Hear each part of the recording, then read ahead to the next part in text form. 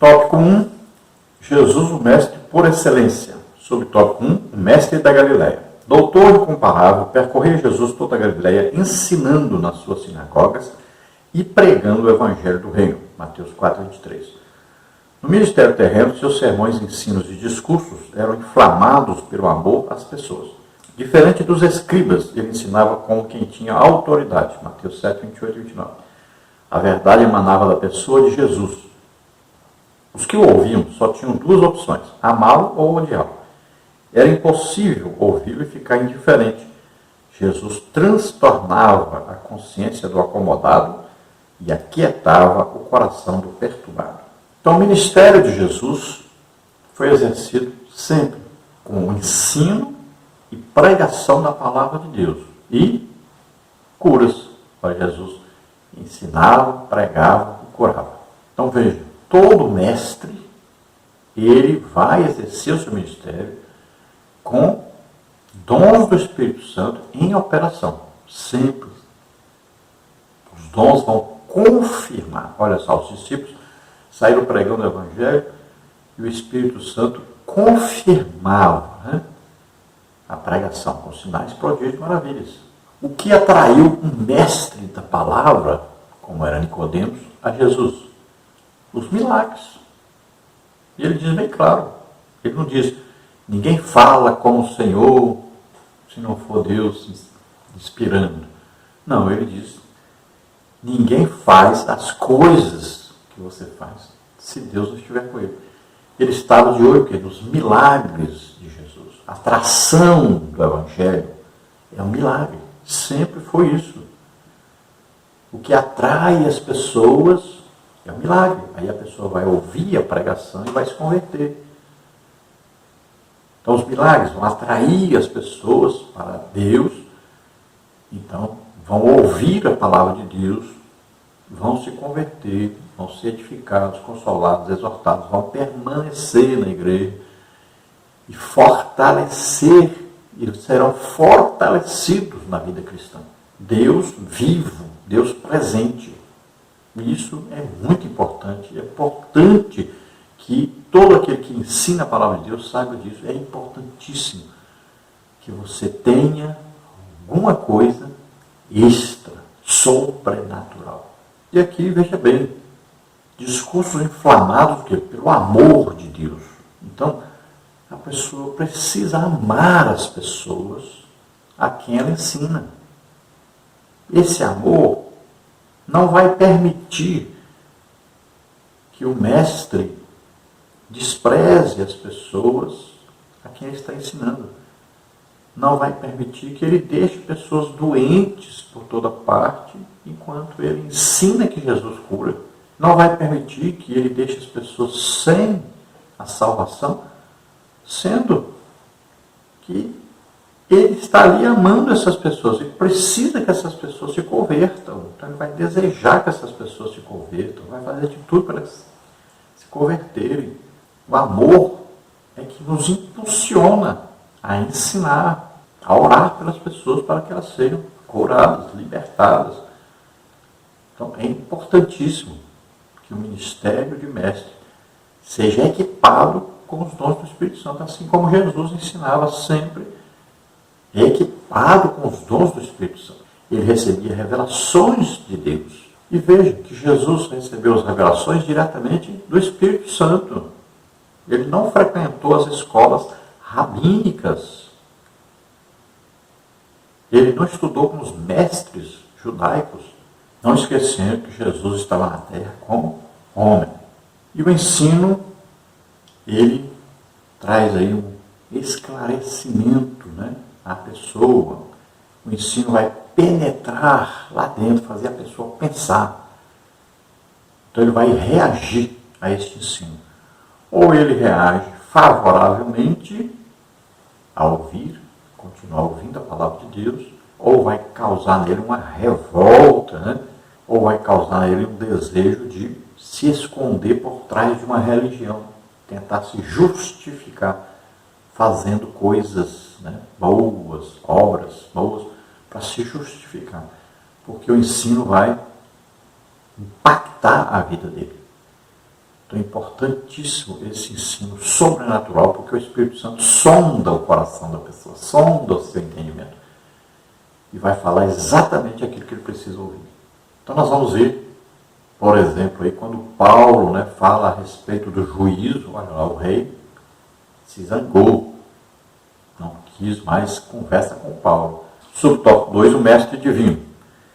Em visita a Jesus, um mestre da lei chamado Nicodemos, educado nas melhores escolas religiosas de Israel e grande conhecedor das escrituras hebraicas, reconheceu em Jesus um personagem comum de seu tempo. João 3, 1 e 2. Esse mesmo fariseu, que era príncipe dos judeus, afirmou que o nazareno não poderia fazer o que fazia se Deus não fosse com ele. Jesus é chamado mestre cerca de 45 vezes ao longo do Novo Testamento. Então, como já falamos aí no primeiro subtópico sobre Nicodemos, continuamos falando. Olha, Nicodemos, ele foi atraído então pelos milagres de Jesus, foi até Jesus. Veja bem, muita gente critica o Nicodemos porque ele foi de noite ter com Jesus.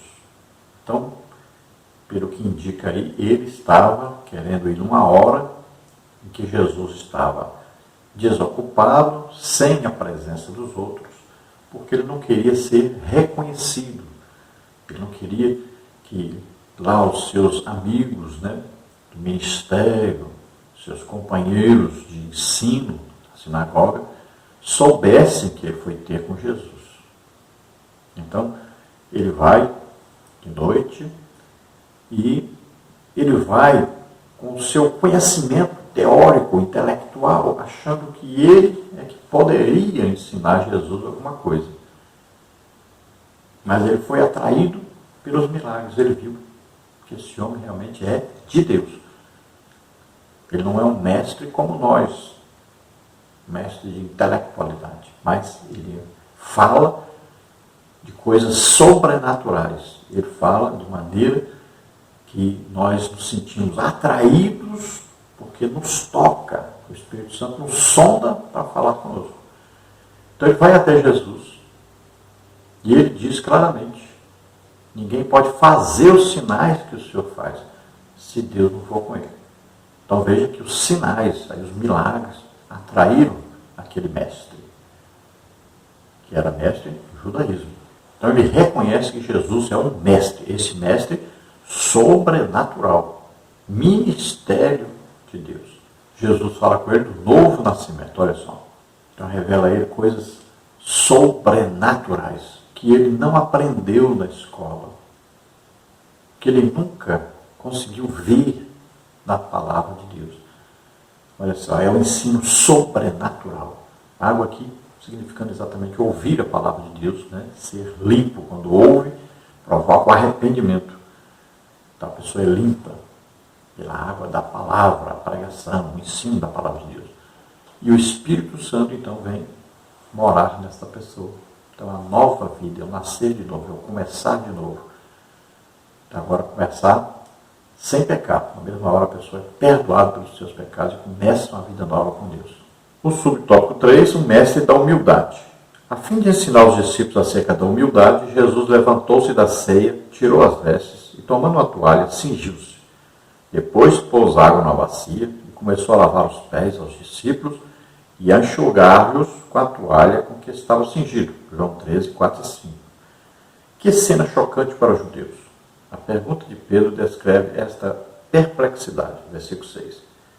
Era inimaginável um mestre encurvar-se para lavar os pés de pessoas leigas. Jesus era um mestre e deu exemplo aos discípulos. O Emmanuel, Deus conosco, encurvou-se diante dos homens. Isso se deu porque o ensino de Jesus não era mero discurso, mas espírito e vida. João 6,63. Ele nos convida a fazer o mesmo. Vós me chamais mestre e senhor, e dizeis bem, porque eu sou. Ora, se eu, senhor e mestre, vos lavei os pés, vós deveis também lavar os pés uns aos outros. Porque eu vos dei o exemplo, para que, como eu vos fiz, façais vós também. João 13, 13 a 15. Então Jesus aqui dá um exemplo de humildade, de servir. Né? Olha bem, mestre, um ministério dado por Cristo à igreja. É uma pessoa dada por Cristo à igreja. capacitada sobrenaturalmente. Veja bem, essa pessoa está na igreja para servir a igreja.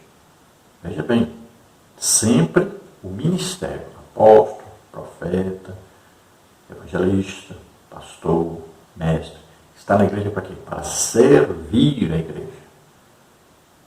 Então veja bem, ele é um empregado da igreja. Ele está ali para servir. Então ele está aí para prestar, né, um serviço à igreja. Olha só.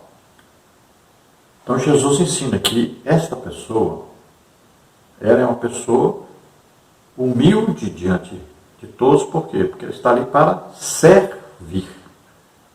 Não é para ser servido. Então ele não pode se considerar ali o mais importante, acima de todos, melhor que todos. Né? Não pode ali ele achar que ele é sozinho para dominar sobre tudo, sobre todos. Então isso vale muito para nós aprendermos sobre os ministérios da igreja. Nós vemos a situação da igreja hoje que tem uma pessoa só. Né? Então ela começa a trabalhar como se fosse ali um tirano, né? Como se fosse um ditador. É só ele, tudo é para ele. Né? Ele quer que todos o sirvam. Olha só, está exatamente o contrário ao que ensina a palavra de Deus. Então existem os 5 ministérios, devem ser considerados, devem ser sustentados. Todos os 5 devem, todos receber o apoio de uns dos outros, e toda a igreja crescerá se houver os 5 ministérios aí funcionando corretamente na igreja. Então, Jesus ensina aqui sobre a humildade. Ele vai servir, ele vai lavar os pés dos discípulos. Pedro não entendeu. Jesus disse, o que eu faço, vocês não vão entender agora, vocês vão entender depois. O que Jesus estava fazendo?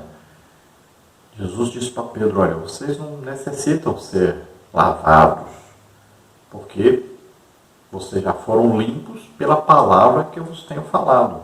Olha só, Jesus está falando, o ensino de Jesus é sobrenatural. Eles não estavam nem compreendendo o que Jesus estava falando. Jesus está falando, vocês necessitam lavar somente os pés. Por quê? Os pés que você anda na terra, suja os pés de barro, de poeira. Né? Então, Jesus estava lavando os pés. O que significa isso? Jesus está dizendo, olha, quando a pessoa aceita Jesus como Senhor e Salvador, é perdoado, está limpo. Todos os seus pecados foram perdoados. Ele começa uma vida nova. Só que a pessoa tem o quê? Contato com o mundo. Então, ele vai conversar com as pessoas, vai ouvir coisa que não devia ouvir, vai conversar muitas vezes e a pessoa vai falar com ele coisas, né, que não tem nada a ver. Ele vai assistir um jornal, tem um comercial, por exemplo, pornográfico, vai aparecer na televisão uma coisa pornográfica e tal.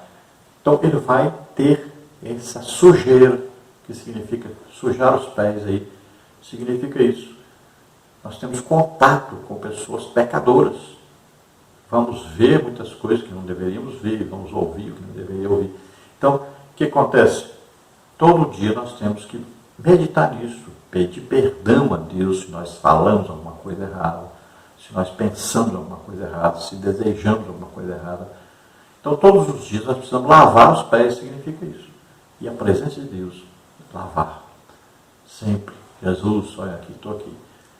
Sujei aqui o pé. Por favor, me lave. Então, todo dia é contínuo. Olha, se pecarmos, temos um advogado junto a Deus, junto ao Pai. Se dissermos que não temos pecado, aí é que nós estamos pecado mesmo. Nós estamos mentindo, né? E lá diz, se confessarmos nossos pecados, ele é fiel e justo para nos perdoar de todo pecado, toda injustiça, toda coisa errada que nós fizemos. Então nós temos que todo dia estarmos na presença de Deus, pedimos perdão a Deus por essa sujeira que nós pegamos no mundo.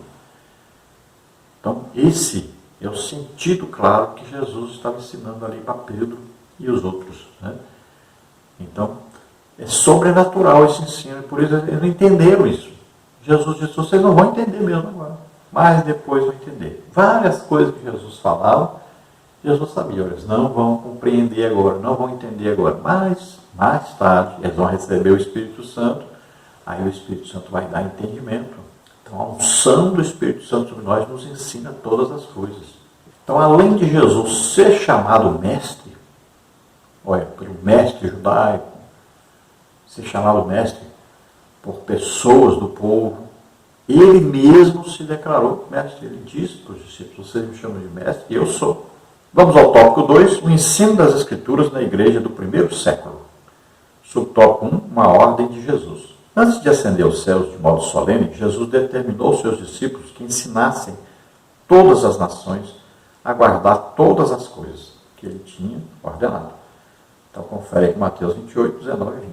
O livro de Atos registra a obediência dos primeiros apóstolos no cuidado de cumprir a determinação de Jesus. Após a descida do Espírito Santo, Atos 2, de 1 a 6, o discurso de Pedro foi um verdadeiro ensino proferido no poder do Espírito Santo. Atos 2, 14 a 40. Tendo em vista a plena edificação da igreja na palavra, o Senhor Jesus, através do Espírito Santo, dotou alguns de seus servos com o dom ministerial de mestre ou doutor. Efésios 4:11. Esse dom é uma capacitação sobrenatural do Espírito. E isso não significa, porém, que devemos descuidar de nossa formação intelectual, pois o preparo para o ensino passa pela capacidade de aprender para posteriormente ensinar.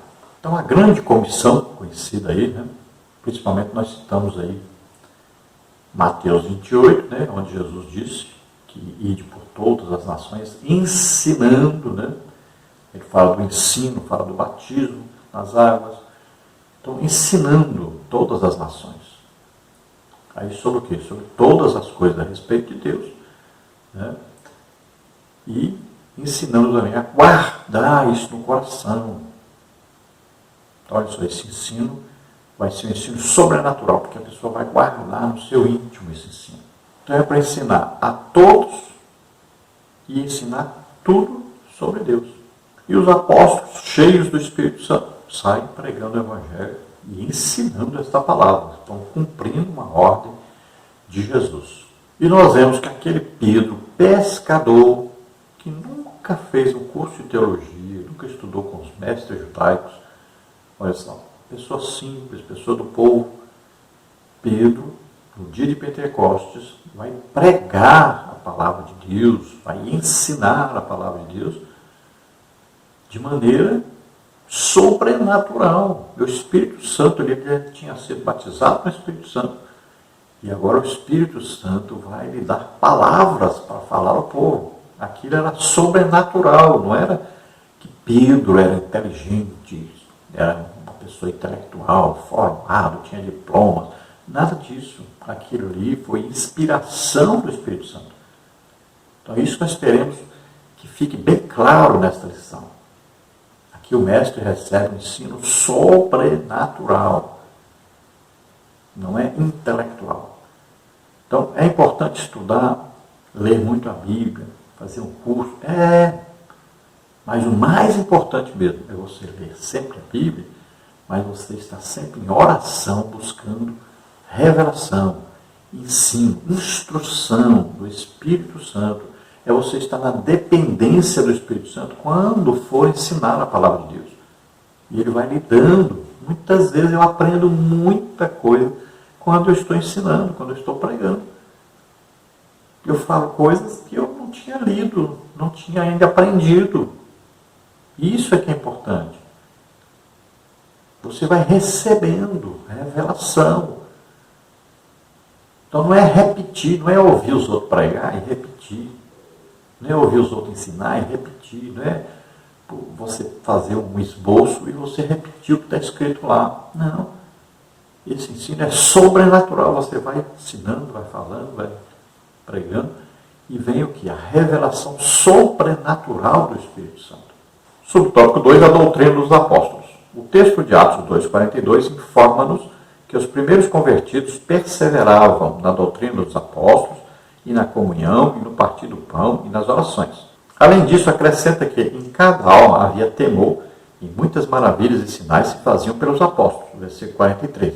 A doutrina dos apóstolos aqui referida trata-se do conjunto de ensinos de Cristo ministrados por eles de forma constante e eficaz para o crescimento integral dos novos crentes.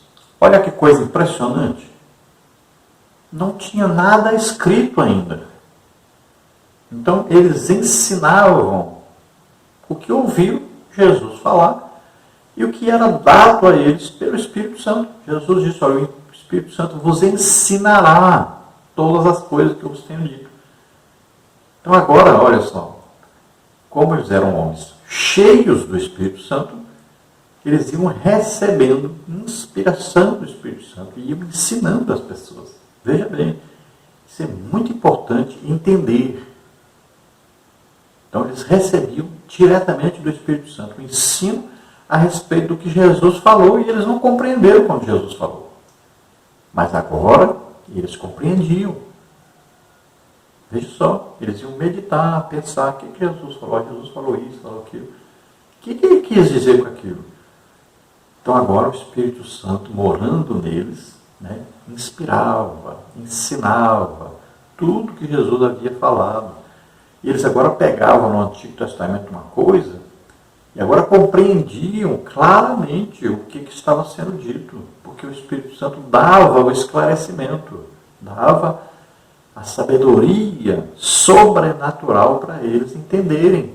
Agora veja bem, eles estavam unidos sempre o quê? Em oração, é o que mais precisa hoje. A pessoa quer ensinar a palavra de Deus, não passa nem 2 horas orando por dia, não sabe nem o que é um jejum. Aí só ler. Ou escutar a pregação dos outros, ensino dos outros. Não. Aquele que quer ensinar a palavra de Deus precisa ser homem de oração. É daí que vem a revelação. Aí vem o ensino do Espírito Santo. Aí que vem a unção do Espírito Santo para ensinar. É sobrenatural, precisa de oração. Subtópico 3, ensinamento persistente. Os primeiros mestres das Escrituras foram os integrantes do Colégio Apostólico. Atos 5:42, confere com o versículo 40 e 41. A igreja começou nas casas, onde o ensino era ministrado a pequenos grupos nos lares. Falando aos anciãos de Éfeso, o apóstolo Paulo mostrou-se como um verdadeiro mestre que ensinava publicamente e pelas casas, testificando tanto aos judeus como aos gregos a conversão a Deus e a fé em nosso Senhor Jesus Cristo. Atos 20 e 21. Deus havia preparado homens para ensinar e levantado doutores na igreja em Antioquia. Atos 13:1. O Pai Celestial, igualmente, deseja levantar mestres em sua igreja. Vivemos dias em que este ministério nunca foi tão necessário. Então, os primeiros mestres, os primeiros doutores foram os apóstolos. Eles ouviram Jesus falar, muitas coisas eles não entendiam, aí eles recebem o Espírito Santo, depois recebem o batismo do Espírito Santo. Agora, cheios do Espírito Santo, eles vão sendo guiados, ensinados, controlados, movidos pelo Espírito Santo. Então, eles vão entendendo agora claramente as Escrituras. E aí, eles vão o quê? Passando para os outros, ensinando os outros isso. E onde eles faziam isso? Na igreja? Não existia igreja, um prédio. Então, eles frequentavam o templo, a oração do templo, né? E nas casas, eles estavam, então, ensinando, de casa em casa. O apóstolo Paulo cita isso. Nunca deixei de vos ensinar publicamente, pelas ruas, né, praças, beira do mar e tal. E de casa em casa. Então o apóstolo Paulo ia de casa em casa, ensinando a palavra de Deus. Isso é muito necessário hoje. Nós esquecemos isso. Então nós estamos esperando as pessoas na escola bíblica dominical, e aí nós estamos vendo o que está acontecendo com a pandemia, por exemplo. O que aconteceu? Escola bíblica dominical que tinha 150 pessoas, hoje tem 10, 15. Veja só. Era para ser o quê? A escola bíblica dominical para toda a igreja. Era para ser 100% do povo que congrega domingo à noite, era para estar na escola bíblica dominical de manhã. É assim que era a escola. E se houver um avivamento, você vai ver que é assim que acontece. Quando tem um avivamento, as pessoas se tornam o quê? Espirituais. Aí elas estão interessadas em aprender a palavra de Deus e frequentam a escola bíblica dominical. E aí toda a igreja está na escola bíblica dominical. Quanto menos espiritual o povo está, quanto menos em comunhão eles estão, aí mais eles se afastam da escola bíblica dominical. Então, se você quer saber a espiritualidade na igreja, vai à escola bíblica dominical. Se ela estiver vazia, isso indica que a igreja está muito fraca. espiritualmente. É o que está acontecendo nesse período de pandemia. Veja só, as pessoas nem confiam em Deus mais, nem acreditam que Deus pode curá-las, têm medo de uma doença. Veja só, e quando vier a perseguição? Se as pessoas não vão para a igreja por causa da doença, imagine quando vier uma perseguição. Não pode ser assim. A pessoa, para servir a Deus, tem que ter fé em Deus. Nós precisamos agora, urgentemente, desse ensino de casa em casa. Então, levantar aí dentro da igreja pessoas, né, que vão passar de casa em casa ensinando a palavra de Deus, dando uma assistência espiritual a essas pessoas que não estão frequentando a igreja. Então nós estamos voltando, depois de ter vários prédios construídos, estamos voltando à necessidade de passarmos de casa em casa. Daí a grande necessidade. O pastor não pode trabalhar secularmente. O pastor tem que ficar por conta de trabalhar para a igreja. Ele é servo da igreja. E ele tem a obrigação de passar de casa em casa, visitando as pessoas.